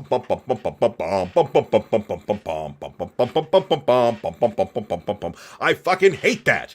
He's done the same soundtrack for 37 goddamn Tim Burton movies that all look the same. So there's been plenty of there's Danny Elfman stuff where he's done apart from Tim Burton that I felt was good quality stuff. He's unquestionably talented. I think they should just there should be a law in place to keep him from working with Tim Burton and producing more movies with circus music. This is absolutely true. Ian Holm did. This is that. Mike Reed. Yes. Ian Holm was great as Napoleon, and he played Napoleon in a serious part, I think, at 1.2, but you're thinking of Time Bandits, where he is great as Napoleon. I'm going to try and buzz through this because we're almost out of time. I love the David Lynch Dune. It is a deeply flawed film, but I love it nevertheless. And even its absolutely bizarre Toto and Brian Eno soundtrack is really better than a lot of people give it credit for, I think. Cavalry did use carbines a lot of the time, pistols, sabers, or they used all kinds of stuff. Yes, this helps too.